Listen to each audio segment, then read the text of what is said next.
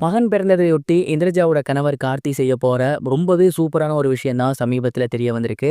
அது என்ன அப்படிங்கிறது தான் இந்த ஒரு வீடியோல நம்ம பார்க்க போறோம். ரோபோ சங்கர் அவர்களோட பொண்ணான இந்திரஜா அவர்களுக்கு கார்த்தி அப்படிங்கிறவங்களோட மேரேஜ் ஆகியிருந்துச்சு. கார்த்தி அவங்களோட ரிலேஷன், சொந்த தாய் மாமா அப்படிங்கிற மாதிரி சொல்லியிருந்தாங்க.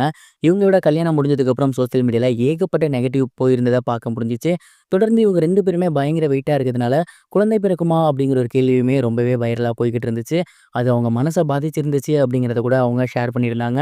தொடர்ந்து ஒரு பிரபல நிகழ்ச்சியில நாங்க அப்பா, அம்மா ஆகப் போறோம் அப்படின்னு சொல்லுது ரொம்பவே வைரலா போயிருந்துச்சு. எல்லாருமே அவங்களுக்கு வாழ்த்துக்கள் சொல்லியிருந்தாங்க. இந்த ஒரு நிலையில இந்திரஜா அவர்களுக்கு ஆண் குழந்தை பிறந்திருக்கு. இந்த ஒரு மகிழ்ச்சியான செய்திய அவங்களோட ஃபேமிலி மெம்பர்ஸ் சமீபத்தில வெளியிட்டிருந்தாங்க. தொடர்ந்து இன்னொரு நல்ல விஷயமே அவங்க பண்ண போறாங்க. அதுலயும் குறிப்பா இந்திரஜாவோட கணவர் கார்த்தி இருக்கார் இல்லையா? அவரு என்ன பண்ண போறாரு அப்படின்னா, அவங்க மகன் பிறந்தத முன்னிட்டு சென்னையில இருக்கக்கூடிய முக்கியமான ஆதரவற்ற இல்லங்கள், முதியோர் இல்லங்களுக்கு ஒரு நாள் முழுக்க சாப்பாடு செலவு ஏத்துக்க போறாரு அப்படிங்கிற மாரி தான் தெரிய வந்திருக்கு. இந்திரஜாவோட கணவரான கார்த்தி அவர்கள் இதற்கு முன்னாடியே தொடருவோம் அப்படிங்கிற ஒரு அமைப்பு வச்சிருக்காரு. அந்த ஒரு அமைப்பின் மூலியமா கிட்டத்தட்ட ஏகப்பட்ட குழந்தைகள தத்தெடுத்து வளர்த்து வந்துட்டு இருக்காரு. அவங்களுக்கு கல்வி செலவு, படிப்பு செலவு, இது மட்டும் இல்லாம அவங்களுக்கு மருத்துவ செலவு, சாப்பாடு செலவு அப்படின்னு ஏகப்பட்ட விஷயங்கள் பார்த்து வந்துட்டு இருக்காரு. தொடர்ந்து எல்லா நல்ல நாட்கள்லயுமே அவர் பண்ணுவாரு. இந்த மாதிரியான ஒரு நிலையில அவங்களோட பையன் பிறந்தப்பயுமே இந்த ஒரு விஷயத்த அவரு தொடர்ந்து பண்ண போறாராமா. கூடிய சீக்கிரமே ஒரு நல்ல நாள் பார்த்து அவங்க பையனுக்கு பெயர் சூட்டு விழாவின் போதோ, அப்படி இல்லைன்னா வேற ஏதாவது ஒரு நல்ல நாள்ல சென்னையில இருக்கக்கூடிய முக்கியமான பிளேசஸ்ல இருக்கக்கூடிய ஆதரவற்ற இல்லங்கள், முதியோர் இல்லங்கள் இந்த 2 இடங்களுக்குமே ஒரு நாள் சாப்பாடு செலவை ஏத்துக்க போறாரு. இந்த ஒரு விஷயம் சமீபத்துல ரோபோ சங்கர் அவர்களோட க்ளோஸ்டு சர்க்கிள் மூலியமா வெளிவந்திருக்கு. அண்ட் இது இப்ப சோசியல் மீடியால ரொம்பவே வைரலா போய்கிட்டு இருக்கு. இத பார்த்ததுக்கு அப்புறம் நெறைய பேர் வந்து பார்த்தீங்கன்னா, இப்ப எல்லாருமே எப்படி எப்படியோ செலிப்ரேட் பண்ணிட்டு இருக்காங்க. ஆனா இந்த மாரி மத்தவங்களுக்கு நல்லது பண்ணி உங்களோட நல்லத கொண்டாடுறீங்க பார்த்தீங்களா? இது ரொம்பவே நல்ல விஷயம் அப்படிங்கிற மாரி அந்த ஒரு கப்பலுக்கு பாராட்டுகள் தெரிவிச்சு வந்துட்டு இருக்காங்க. கார்த்திக் அவர்கள் செய்ய போற எந்த ஒரு செயலை பத்தி நீங்க என்ன நினைக்கிறீங்க அப்படிங்கிறத மறக்காம கமெண்ட் பாக்ஸ்ல ஷேர் பண்ணுங்க.